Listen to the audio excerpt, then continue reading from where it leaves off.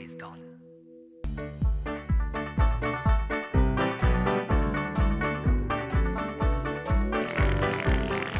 Time for Teletubbies.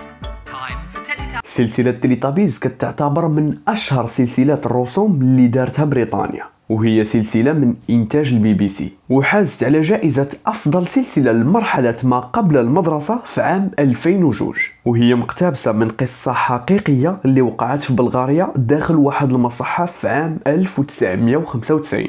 فمجموعة التيليتابيز كانوا في الأصل مجموعة من واحد الأطفال اللي ماتوا تحت واحد الظروف اللي قاسية في واحد المصحة، وكانوا كيحطوهم في واحد البيوت اللي خاوين ومظلمين على طول النهار، أبار أنهم كانوا كيضربوهم وكيعنفوهم وكيديروا لهم بزاف الحوايج من هذا الشيء هذا، بل أنهم وصلت بهم الحقارة أنهم كانوا كيمنعوا عليهم الماكلة في شي أوقات. فشنو قصة هاد الأطفال وكيفاش كانت نهايتهم وشنو كتعني الألوان ديال اللبس اللي كانوا لابسين؟ عائلة مسلك بالدارجة، السلام عليكم، معكم خوكم أيوب ومرحبا بكم في فيديو جديد. اليوم غندويو على واحد السلسلة اللي مقتبسة من قصة حقيقية ديال واحد 4 الأطفال، ولكن قبل ما نبداو اعطيني واحد اللايك، اشترك بالقناة، فعل الجرس ويلا نبداو.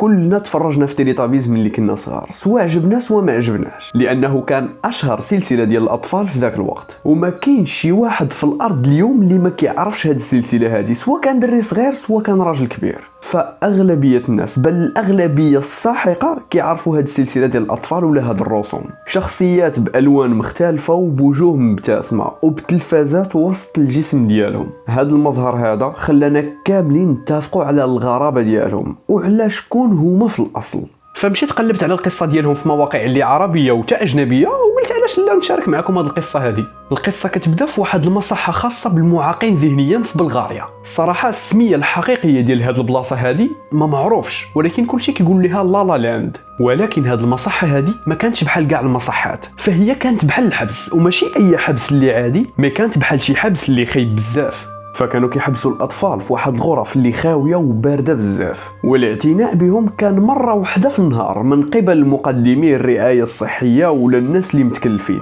واللي كانوا ما في قلبهم لا رحمه لا شفقه. فكانوا كيعنفوا دوك الاطفال بجميع انواع التعنيف والتعذيب، وفي اغلب الاوقات كانوا كينساو يعطيوهم الماكله ولا كيتعمدوا هذا الشيء. وكيف ما قلت لكم من قبل، فالقصه ديال تيليتابيز مقتبسه من قصه ديال واحد 4 الاطفال اللي ماتوا تحت واحد الظروف اللي خايبه بزاف. وهاد 4 الاطفال كان عندهم واحد القاسم مشترك، هو انهم كانوا كيعانيو من نفس المرض، واحد المرض اللي غريب. وحده من هاد الاطفال كانت سميتها لالا، وكان عندها واحد المرض ولا واحد المتلازمه اللي سميتها انجل مان سيندروم، والترجمه الحرفيه الانجل هي ملاك، وانجل مان هي الرجل الملاك. وهاد المتلازمه هذه اللي كيكون مريض بها كيبقى ديما مبتسم، وكنظن بان هذا هو السبب الاول اللي خلاهم يسميو هاد المتلازمه بهذا الاسم هذا. وهذا كيبقى تحليل شخصي، الصراحه ما قلبتش على السبب الرئيسي وراء هاد السميه هذه.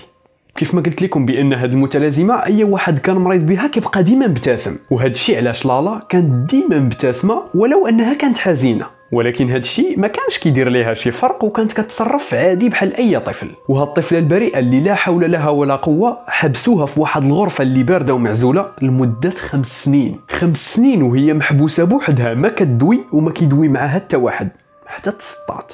ووقتها كامل في ديك الغرفه كانت كدوزو غير في الرقص، ولو ما كايناش الموسيقى. زائد ما كانتش كدوي باللغه البلغاريه، ولكن كانت كدوي بواحد الطريقه اللي غريبه، وهذا الشيء لانها ما كانتش كدوي مع الدراري الصغار الاخرين.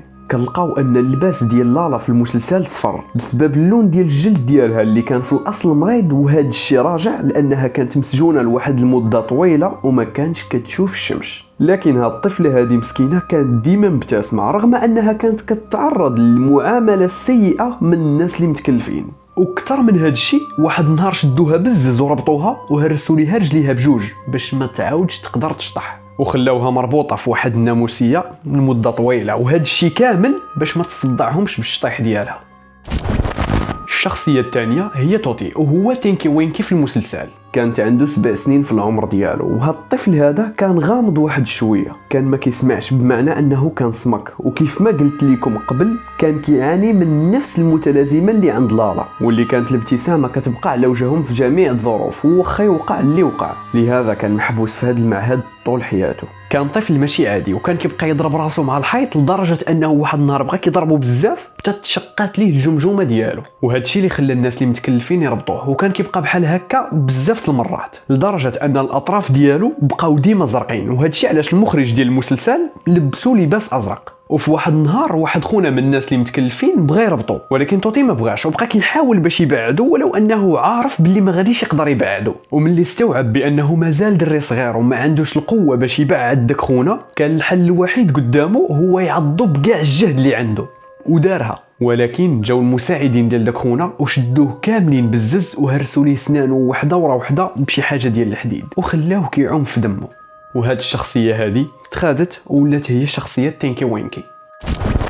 الشخصيه الثالثه هي دونكا، وهو اللي تسمى ديبسي في المسلسل. نهار تزاد دونكا تزاد مريض، وتماما بنفس المرض اللي عند توتي ولالا. هاد الطفل هذا كان في عمره 6 سنين وكان ما كيدويش لانه ما كملش قرايته، دوز نص حياته غير بالجوع، فبسبب شي مرض كان عنده ما كانش كيقدر ياكل، واي حاجه كلاها ما كتبقاش في كرشو غير دقيق وكيردها، وهذا الشيء اللي كان مخليه ديما ضعيف ورقيق وبزز باش كان كيتمشى. دونكا كان ديما مريض، والمسيرين ديال المصحه ما كلفوش راسهم حتى انهم يجيبوا ليه طبيب باش يعرفوا شنو المشكل اللي عنده ولا يعالجوه. تقتبسات شخصيه ديبسي اللي كان لابس لباس خضر من الطفل دونكا، وهذا الشيء راجع لسبب المرض اللي كان عنده وبسبب انه ما كانش كياكل. الشخصيه الرابعه بولينا، وهي بو. هاد الطفله هذه كانت هي الصغيره في وسط هاد الربعه، زائد حتى هي تولدات بنفس الابتسامه اللي ما كتوقفش، وهذا الشيء ادى لان عائلتها تخلص منها ويحطوها في نفس المصحه العقليه، وتا هي تعرضات لسوء المعامله والتهميش وخصوصا التعنيف والتعذيب. لكن المأساة الحقيقيه ديال هاد الطفله هذه بدات ملي طرا واحد الحريق في المصحه ووحلات لداخل، فمسكينه بقات شاده فيها العافيه تداب الجلد ديالها كامل. ولكن المعجزة هو أنها بقات حية رغم هاد الشي كامل، ونتيجة لهاد الشي تحول اللون ديالها للون الأحمر، ولهذا كنشوفوا اللباس ديال بو أحمر في المسلسل. ووسط ظلام المصحة واليأس والبؤس والآلام، الحاجة الوحيدة اللي كانت كتنسي الأطفال الآلام ديالهم والظلم اللي كانوا كيتعرضوا ليه هي التلفازة. كانوا كيجلسوا بربعه قدام ديك التلفازه الصغيره اللي ما كيتعداش الحجم ديالها حجم لي زيكرون ديال لي تليفون ديالنا دابا، ومبتسمين وناسين كلشي وما مسوقين حتى شي حاجه في هذه الحياه هذه. حتى جا واحد النهار اللي قررت فيه الاداره ديال المصحه باش يحيدوا كاع التلفازات بدعوى انهم في راس الشهر كيجيهم الضو غالي، فمساكن دوك الاطفال وكثره التعلق ديالهم بدوك التلفازات قرروا باش انهم يشفروهم، وحاولوا باش يخبيو هاد التلفازات هادو وما قدروش، وبغاو ياكلوهم وتا هي ما قدروش. وهنا جاتهم واحد الفكره واللي يا ريت تكون ما جاتهمش، هو انهم قرروا باش يحلوا كروشهم ويخبيو وسط هاد التلفازات. ففتره استراحه يعني ملي كانوا كياكلوا كل واحد من هاد 4 الاطفال خدا موس وخباه، وملي رجعوا للبيوت ديالهم بداو كيطبقوا الخطه ديالهم، هي انهم يحلوا كروشهم ويديروا فيها التلفازات. وهنا كانت الصدمه ديال الناس اللي متكلفين في النهار الثاني من المنظر اللي كيخلع اللي شافوا، فلقاو 4 ديال الاطفال كانوا كيحاولوا باش يخبيو التلفازات وسط كرشهم، كانوا غارقين في الدم وكروشهم مقطعين والامعاء طايحين في الارض والاعضاء الحيويه حتى هي. الارض كانت كلها حمراء بالدم، والوجوه ديال دوك الاطفال مازال في هذيك الابتسامه. فالناس اللي متكلفين غوتوه هربوا تصدموا من داكشي اللي شافوا، وهذا الشيء طرا في عام 1995. بطبيعه الحال الحكومه البلغاريه حاولت باش تخبي هذا الشيء باش حتى واحد ما يعرف شنو كيطرا في المصحات ديالها، ولكن في الاخير تفضحات هذه القصه هذه. وهنا انا متاكد انك غادي تسول راسك كيفاش يمكن لشي واحد باش يحول قصه مأساويه بحال هذه لمسلسل ولا رسوم ديال الاطفال، ياك؟